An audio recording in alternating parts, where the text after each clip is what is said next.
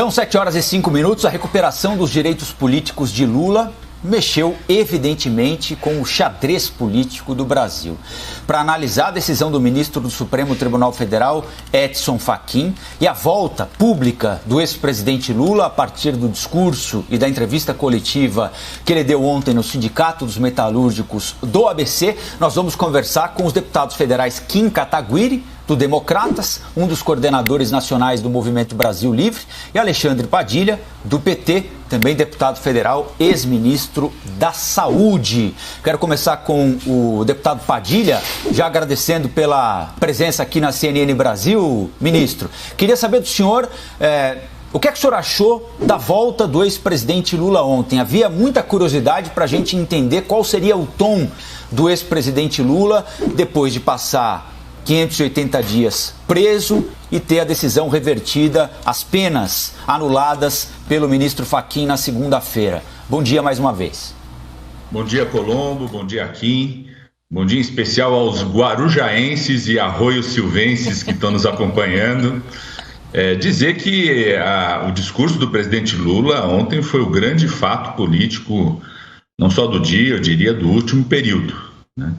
E teve uma força muito importante de mostrar que as irresponsabilidades de Bolsonaro na condução não só da pandemia, mas na condução da economia, elas têm um contraponto forte, público, com um legado importante, mas também com um sinal e uma fala de esperança, que foi a síntese, eu diria, do discurso do presidente Lula. O presidente Lula volta para o jogo, tem seus direitos políticos recuperados e está com muita disposição, Colombo, primeiro, de juntar quem tiver que juntar para construir uma alternativa à irresponsabilidade do que é o governo Bolsonaro.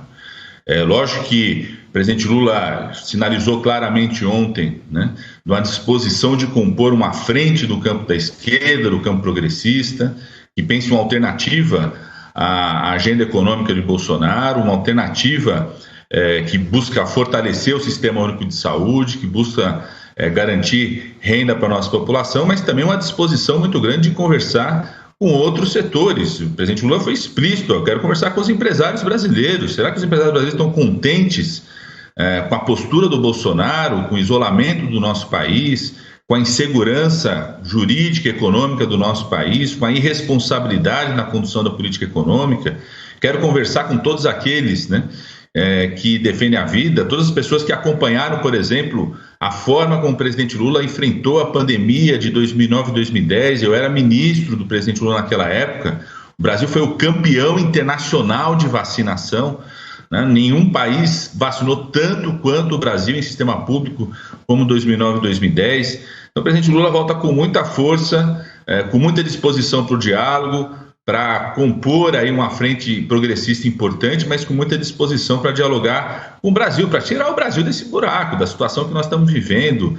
Estamos vivendo a maior tragédia humana que nós já vivemos. Ontem foram mais de 2.000 pessoas que morreram nas últimas 24 horas. O Brasil voltou a ser o país com o maior número de casos novos de Covid do mundo, né? Eu acho que o presidente Lula está disposto a colocar a sua experiência, a sua força política, mas também a sua vontade de dialogar a serviço do país nesse momento. Ele tem dito muito que ele, obviamente, com os direitos políticos recuperados, o nome dele está colocado para ser uma das candidaturas a presidente, está disposto, se o nome dele unir essa frente progressista, a frente de esquerda, está disposto a ser candidato a presidente da República. Ok, deputado. O deputado Padilha falou por 3 minutos, então tem 3 minutos para o senhor também, deputado Kim Kataguiri. Mais uma vez, bem-vindo aqui à CNN. Eu gostaria de repetir a pergunta. Queria que o senhor analisasse o tom do discurso feito ontem pelo ex-presidente da República, Luiz Inácio Lula da Silva, lá no Sindicato dos Metalúrgicos.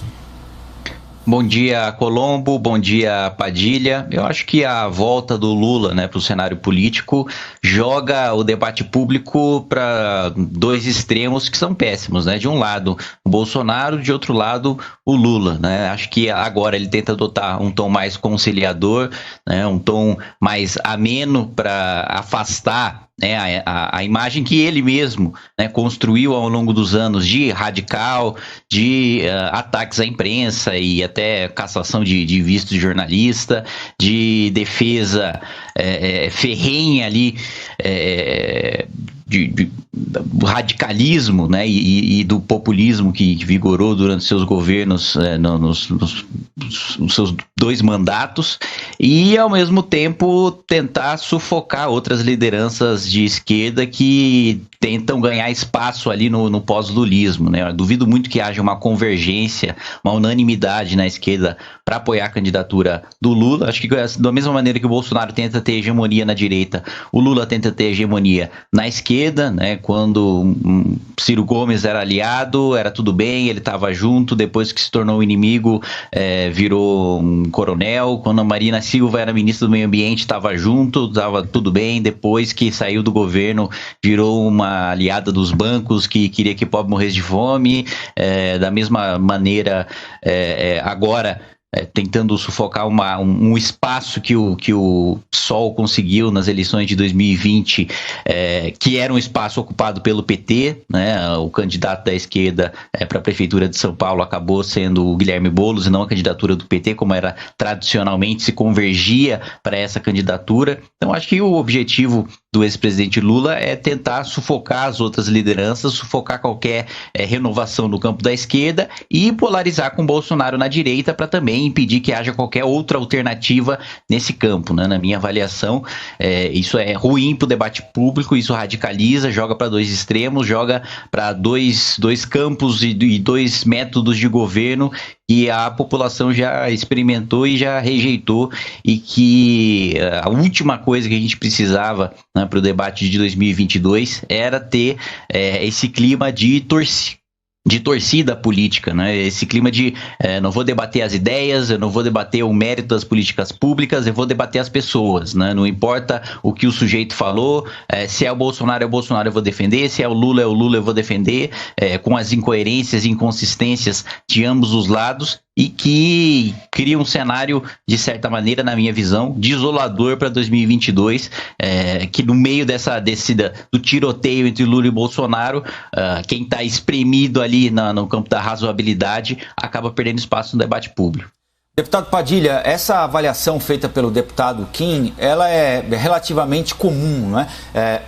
Lula e Bolsonaro seriam faces diferentes da mesma moeda, seriam extremistas, um à direita e outro à esquerda. Como é que o senhor encara esse tipo de crítica? Primeiro que o dado concreto é que todo mundo tenta polarizar com o Bolsonaro, mas quem conseguiu polarizar com o Bolsonaro foi o Lula. Tem várias lideranças do campo da direita, governadores, que estão há um tempo tentando fazer uma polarização com o Bolsonaro, mas o Lula ocupou esse espaço político da polarização ontem.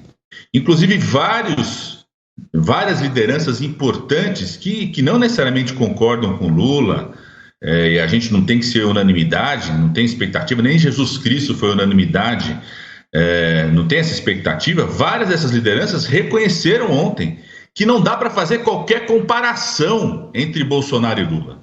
Várias lideranças, o Kim tem uma liderança importante do partido dele, o ex-presidente da Câmara, Rodrigo Maia, que disse, não concordo necessariamente com tudo que o Lula fala, mas não dá para comparar, fazer uma comparação, querer colocar na mesma classificação, na mesma categoria Bolsonaro e Lula, é só daqueles que querem alimentar, esses sim que querem alimentar e sufocar qualquer voz dissonante do campo da esquerda que seja alternativa ao Bolsonaro.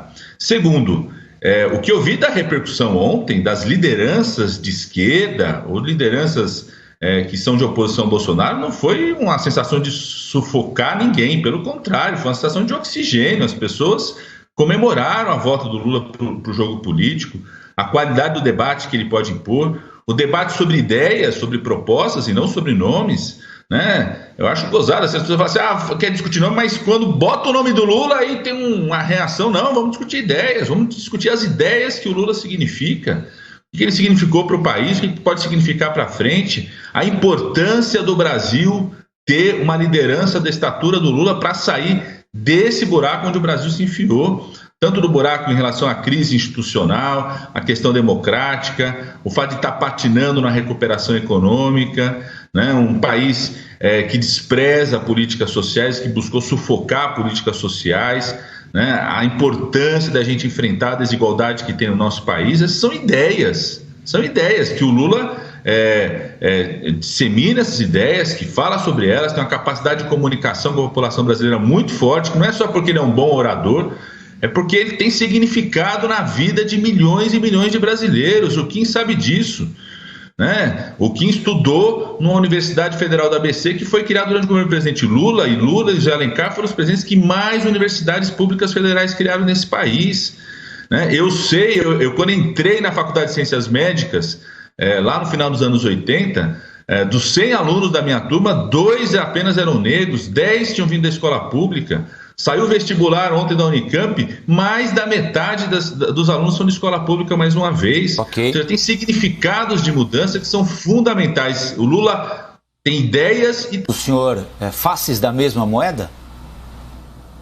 Não, da mesma maneira que o Bolsonaro, né, trabalha para blindar ao máximo, né, o seu filho das acusações de rachadinha, do ponto de vista da ética, da moral, do sistema de governo, Lula também comandou, né, e foi chefe do maior escândalo de corrupção da história do país, da institucionalização da propina como método de governo, e isso não há questão processual ou não há questão formal que se anule, ainda que se parta da premissa discutível, né, de que a sentença deveria ser anulada, isso não muda o fato de que você tem, né, a quebra do sigilo telemático da dona Marisa, mostrando ela decorando a reforma do triplex, o depoimento do Porteiro, depoimento do Léo Pinheiro, do Palocci, do João Santana, da mesma maneira os relatórios do Gabinete de Segurança Institucional mostrando a segurança da presidência da República no sítio, o depoimento do próprio Fernando Bittar, que é quem formalmente estava com o sítio, a Odebrecht fazer reforma de sítio também, que não existe uma empreiteira dessa magnitude, promover essa reforma e mandar o cronograma, né, e o documento com o cronograma para o ex-presidente Lula. Todos esses escândalos não deixam de existir, independentemente da condição processual do ex-presidente Lula. Da mesma maneira, né, o país que foi entregue pelo Partido dos Trabalhadores foi um país destruído, foi um país que, sem encontrar um cenário de pandemia, entregou ali os seus 15 milhões de desempregados, entregou uma inflação de 2 dígitos puxada pelo preço da comida, prejudicando principalmente os mais pobres, entregou 2 dígitos de juros também, entregando mais lucros para os banqueiros, né, que as esquerdas costumam criticar, com dinheiro de tributação sobre os mais pobres, tributação no consumo, entregou no segundo mandato do governo Dilma um aumento da desigualdade social, uma piora no coeficiente de Gini, que é o que mede a desigualdade social, um aumento também na miséria, na extrema pobreza, enfim, a nova matriz macroeconômica, né, com o aumento dos gastos públicos e o aumento da folha de pagamento do funcionalismo de 2003 a 2014 também, que passou ali dos seus 80% ao custo da população mais pobre, sendo tributada no consumo e obrigada a financiar esses gastos permanentes e obrigatórios que a gente convive até hoje, né? Muito da destruição do tripé macroeconômico que a gente vê hoje, né, o dólar disparando, que a gente vê hoje um aumento de inflação, que a gente vê hoje gasto obrigatório sufocando o espaço fiscal que a gente teria para fazer política pública social e para combater a pandemia, vieram de gastos obrigatórios, de renúncias fiscais de 300 bilhões de reais para grandes empresários lobistas que foram concedidos durante o período do governo Lula, durante o período do governo Dilma. Então, não acredito que ambos sejam diferentes. Acho que o pêndulo foi com muita força para o extremo, que foi o Lula, e voltou com a mesma força para o outro extremo, que é o Bolsonaro, e um só tem chance de vencer por causa do outro. E por isso que os dois gostam de polarizar e de debater entre si, porque um só é razoável quando comparado ao outro. Agora, Padilha e Kim, nós estamos chegando ao fim do nosso encontro aqui na CNN, então eu vou dar 1 minuto para as considerações finais de cada um de vocês. Como o deputado Padilha iniciou a nossa conversa, eu começo com esse minuto final para considerações finais com o deputado Kim Kataguiri. Deputado. Obrigado, Padilha. Obrigado, Colombo. As considerações finais que eu gostaria de deixar é que a população brasileira não pode ficar refém de 2 projetos de poder autoritários e de 2 projetos de poder corruptos, né? Não é possível que num país tão grande, com mentes tão brilhantes, com tantos políticos, apesar da classe política, né, ter um desgaste gigantesco, você tem bons nomes na política, você tem gente disposta a fazer o que é correto, e não é possível que você não tenha alternativa. Na minha avaliação, para 2022, nem Lula, nem Bolsonaro, nós temos que construir uma alternativa verdadeiramente liberal, que de fato acabe com esse estado de coisas, né, que não começou com o governo Lula, nem começou com o governo Bolsonaro, é institucionalizado, mas nunca foi combatido de frente por nenhum governo, e é a institucionalização de tirar dinheiro dos mais pobres e dar para os mais ricos nessa nossa tributação, concessão de renúncias fiscais e privilégios para a alta casta do funcionalismo público e da classe política, e fazer com que, de fato, a gente tenha uma economia pujante e um país desenvolvido. Ok. Deputado Alexandre Padilha, 1 minuto para suas considerações finais.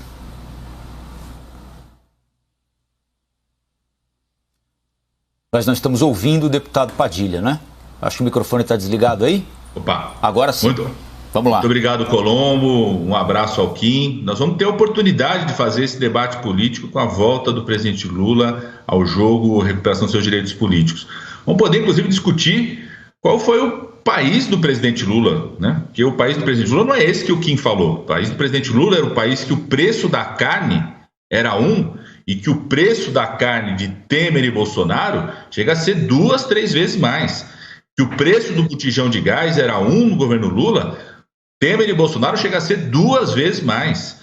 O país do presidente Lula é o país que saiu do mapa da fome e que voltaram mais de 14 milhões de pessoas para o mapa da fome. Então, a volta do presidente Lula com os direitos políticos recuperados vai permitir fazer esse debate e voltar a discutir esperança para esse país.